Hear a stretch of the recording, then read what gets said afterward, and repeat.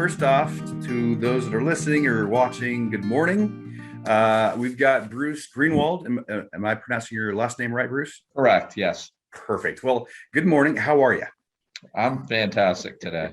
All right, perfect. We had 6 inches of snow here in Park City last night, and it's the second big snowstorm we've had in the last week. And I've lived here for 10 years. I've never seen snow like this in October. Right. It's different. It's definitely different. Well, I'm just happy we're in snow. We're kind of living in a drought right now, and it's nice to have a beginning of a snowpack. Hopefully it'll be really good for the rest of the year. So great. So I want everybody to kind of get to know you, kind of understand where you're coming from. So first off, we're going to jump into, what was your first job? So I'm 63 years old. Okay. I started in the banking industry in 1980, and I worked for a regional bank called National City Bank out of Cleveland, which was eventually bought up during the financial crisis by PNC Bank. Okay. I was there for 5 years. I started as basically a trainee on the retail side, which means that I worked in the branches, and I learned how to lend money, and I learned how to look at credit scores, and I learned everything about banking. I started as a teller. That's their training program, and it was the #1 banking training program in the country at the time. And that was that in Cleveland, or was that in Cleveland? Yes, National City Bank of Cleveland. National City, there were 3 kind of main banks at that time. There was National City Bank, there was Ameritrust or Cleveland Trust Company, and Society National Bank. And National City was actually the biggest of the 3 and was recognized probably as one of the top 10 run banks in the country at the time. So that's great. So you started off literally as a teller and worked your way. It was part of the training program. I worked my way up to working on something called the platform, which you sat out there and you actually ran the branch, and you had people coming in, and it's not done today, but we would grant mortgage loans to them and consumer loans, car loans, and really just lend them money. So today that's not really done in the bank branches. It's all done through analytics and things like that. But literally I'd look at somebody's credit score and say, okay, I think they can pay it back. I'm going to make them the loan. I kind of wish I was back then. So do I. That's old school banking. So I did that for a couple of years, and then I had graduated from Ithaca College in upstate New York with an economics degree, went to Case Western University in Cleveland for my MBA. Okay. And I did that at night, actually, while I was working at the bank, and graduated from there in '82. And then the bank came to me. I always had an interest in trading. And so the bank came to me and said, we might have this trading position opening up. And I wanted to always trade bonds because trading bonds was always very sexy back then. Interest rates were 14 or 15%, and trading bonds was kind of the in thing. So I always wanted to be a bond trader. But they called me and they said, we want you to interview for this position in the international department. I'm like, okay. So I went and I went into the trading room, and it was actually foreign currency trading. This is back in 1982, you have to remember. Right. Okay. So it's a little bit different than like the Bitcoin and the cryptocurrencies. We're talking about foreign exchange. This was actually foreign exchange, and the bank helped other companies hedge their positions by suggesting different strategies. And so they said, okay, the funny thing is that I walked in there and I see all these flashing lights. Back then, there were things called Reuters and Telerate, and these were the actual screen that they had that they would show you the prices and things like that. And then the brokers were kind of yelling down the prices. And so this was like the sexiest thing I had ever seen. So and sorry that I cut you off, but I'm just trying to picture it. No, it's fine. Are you talking about like being in the pit, like what we saw in the movie, like the Wall Street, or is it completely? No, this was actual trading room where there were phones. There was a phone bank, and you would talk to other banks or talk to brokers. But we would be in our own isolated room. There were 5 or 6 of us that worked for the bank in this particular area. Okay. So anyway, that was 1982, and I didn't know anything about it. I said, well, this looks great. I said, they hired me. I'm like, okay, that's great. So I moved into foreign currency trading. And this was also the beginning of what they call the currency options market. And the currency options market, which was not even developed then, I kind of took it upon myself to learn how to trade options and derivatives. And so I became a specialist in that. Mm-hmm. And I helped the Philadelphia Options Exchange set itself up. The National City Bank did, and I was kind of the rep for National City that helped the Philly Options Exchange get going. And then I moved on from National City in 1985. I went to a small regional firm called Prescott Ball and Turbin in Cleveland and learned how to trade municipal bonds. So I always had an interest in trading. Right. And then in 1987, I was in New York, and if you remember, I don't know how old you are, but I was thinking. I would have been in '87. I'll be honest, I would have been 5. So okay, I'm a little bit younger. So in 1987, my partner Morgan wasn't even born yet. Okay, she's 32. Okay. So it's actually 34 years ago today. Mm-hmm. October 19th was Black Monday. I remember exactly where I was. I was working for Toronto Dominion Bank in New York at the time, and I was trading European foreign currencies for Toronto Dominion Bank. And I'm sitting at my desk, okay? And foreign currencies didn't move all day. And all we were doing was watching stock prices like just plummet. And the market went down 25% that day, or 27%. Mm-hmm. And like nobody had seen anything like it, right? So we're just sitting there, and we didn't do anything all day except watch what the market was doing. And then, long story short, the market started coming back after the equity market. And at the time, this is how I was in Cleveland. I'm originally from Baltimore, Maryland, but I was in Cleveland and then went to New York. And then in 1987, British Petroleum had bought Standard Oil of Ohio. And they called me because they needed a currency trader that had worked in Cleveland, because they couldn't find any New York traders that had lived in Cleveland before. Right. So anyway, I ended up going to Cleveland and working for British Petroleum and running their foreign currency desk for all of North America out of Cleveland. So I got to ask, Cleveland, New York, Baltimore, I've heard that you might had lived in London at one time. I don't know. Park City is a little bit different than all those places. So like, why Park City, out of curiosity? It was dumb luck. I was in private wealth management at the time in 2010. We had a big team that I was working on. One of my partners had a couple out here that here in Park City that he had a relationship with. And I said, my wife and I are going to Park City skiing. I said, why don't we take them to dinner? So we took them to dinner, and they said, come to our house the next day for a drink. And it was in this community here in Park City called Promontory. And, the rest is history, basically. We fell in love with it. And, my wife and I were big skiers. We're big outdoors people. We were big bikers, and just fell in love with it. And, it was the middle of the financial crisis. I didn't know, basically know that at the time, and especially the real estate financial crisis here in Park City. So everything was on sale. And I'll never forget, we bought a lot in foreclosure, which is where my house is right now. And my wife said to me, well, what happens if it goes to zero? I said, I don't think it's going to go to zero, because it's a piece of land. So anyway, so that's how we got to Park City. But, I know I did live in Australia when I was 28 years old, for about 7 or 8 months. And I worked for the Commonwealth Bank of Australia, and I ran their Australian dollar trading book there in Australia.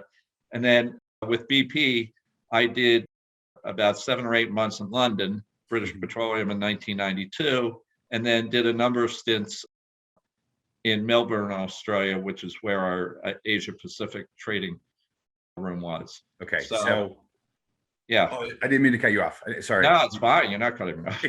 Okay. So for me specifically, because I did a year in London, in South Kensington. I've lived everywhere. Right. It seems like you've lived in a lot of places as well. Just to understand a little bit more about you, out of Mhm. all these wonderful places that you lived, and actually Cleveland is rather nice. Mhm. What's your favorite? If I had the chance and I had the money to do this, Mhm. I think New York and London are my favorite places. I mean, I like those cities. I love Sydney, Australia, but with London, you have so much access to other places in Europe, Right. and you're so close to everything. And I love New York. Okay. I like to go there 2 or 3 times a year, and we might open an office there someday. We don't know, but if we have enough clients there, we will. Right. So we understand a little bit about your background, right? Mhm. You kind of where you were born, where you went to school, the fact that your first job was a teller. Mine was I was a dishwasher for a fish market in Chicago. As a personal question, I don't know many people that when they're younger going, "Hey, I want to be a banker when I grow up," or "Hey, I want to be in finance when I grow up." Was there something else that you wanted to do growing up, or was this kind of what So you enjoyed? that's a great question. My family has a huge background in the financial industry, and I did not know this when I became a currency trader. But my great grandfather, I found out about 3 years after I became a currency trader, was one of the more famous foreign currency traders in the 20s on Wall Street.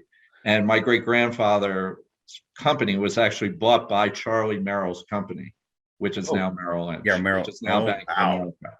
Yeah. So my family was also in the banking business, and what at some point became MBNA Bank was involved in the formation of whatever the beginning of that bank was, and I can't even remember. My grandfather lived in Frederick, Maryland. He was on the board of a bank called Farmers and Mechanics Bank, which was probably the second largest bank in Frederick. It was a really good community bank, and Mhm. my grandparents were very involved in that. And I have a lot of roots in Maryland, and so there's a lot of finance and banking in my family history. Okay, very cool. But it Yeah. was that but is that what you wanted to do?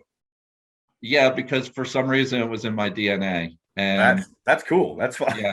So a couple other things to that. My nephew, my Mhm. sister's my sister's Uh-huh. son Uh-huh. is is ranked in the bar. He's like the 40 under 40 in Forbes Holy for cow. for wealth managers out of Charlotte, North Carolina.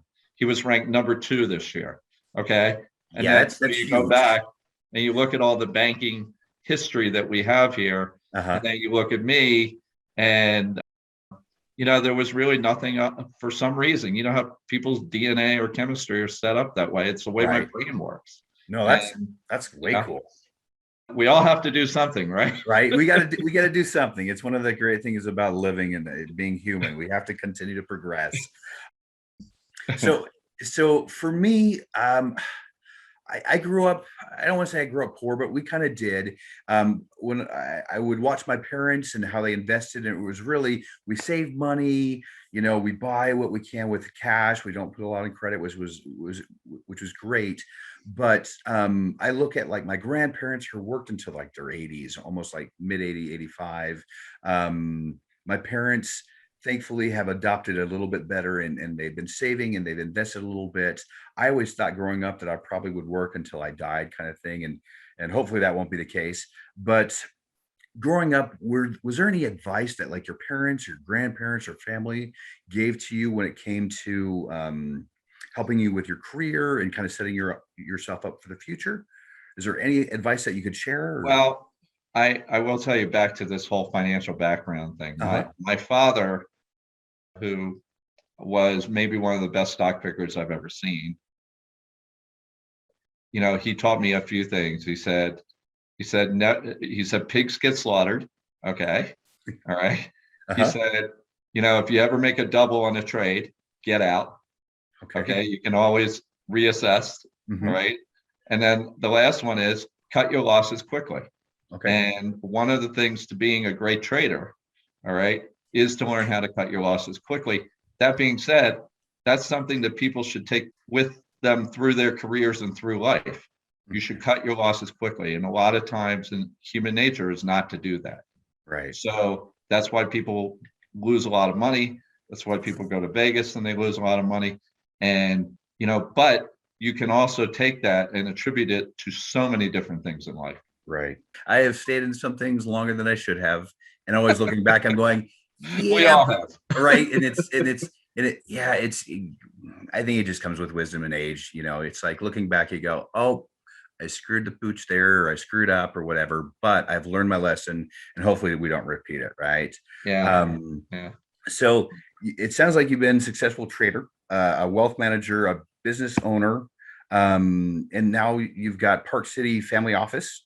Yes. Can you explain what that is? Sure. That'd be great. That'd be wonderful. Sure. So in 1999, I transitioned my career at age 40 from a currency trader and derivative specialist. And one of the things that I did during that time was really help companies assess the risk management of their positions. And we can get more in depth in that. But I saw the industry changing, the trading industry, everything was becoming electronic. And, I was 40 and I just wanted something else to do. So I love the financial industry. And I said, why not helping people?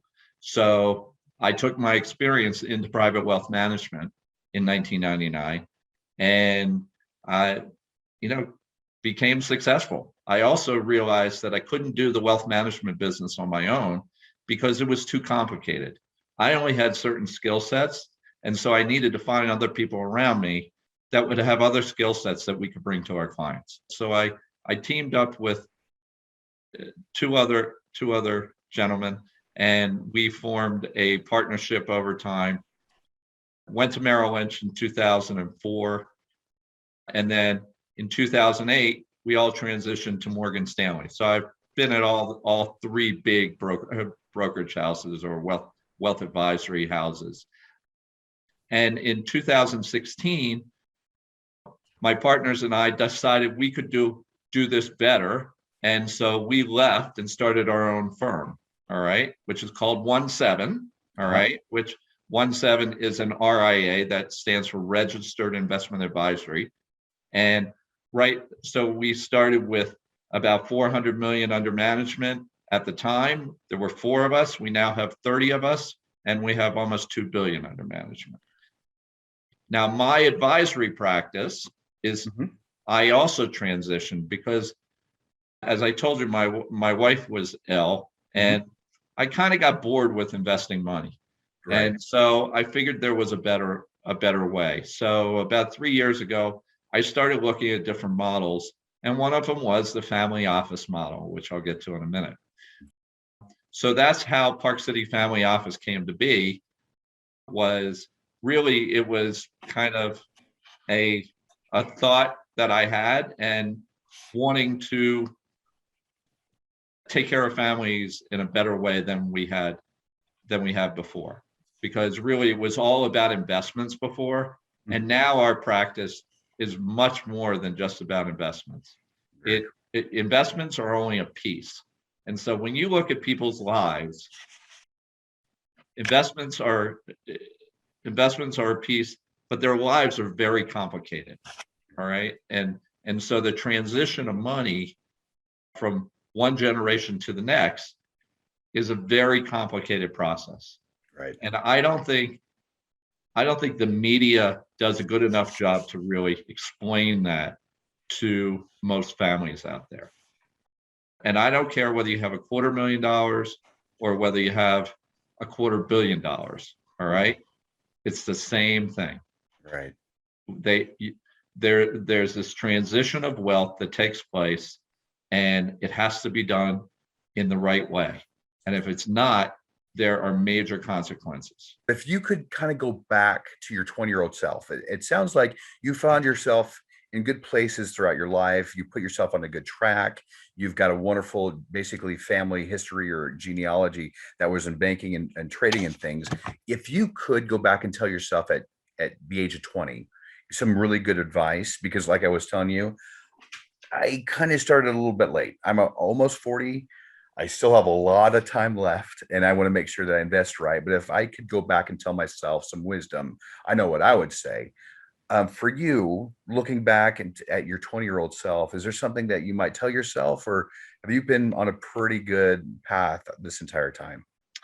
Uh, I think I've been on a pretty good path. You know, I've had some bad times like we all do in our careers. I mean, I got fired from a job like everybody normally does. I Right. quit from jobs because I've hated them.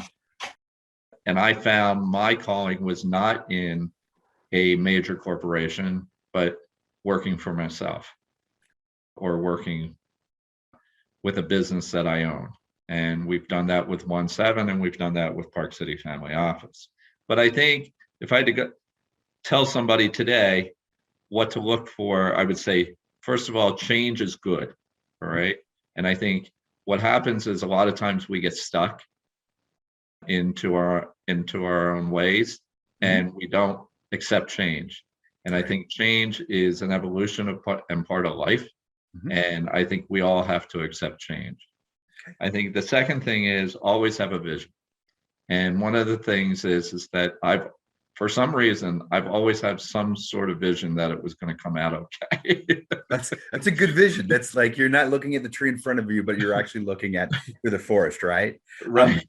So I don't know why, but like I knew Park City Family. I knew when we started 1-7 and left Mhm. Morgan Stanley that we were going to be successful. I knew when I started in private wealth, I was going to be successful. I don't know why. I don't know what wires me that way, but if you look at the great entrepreneurs, they always have a vision, always Right. believe they're going to be successful.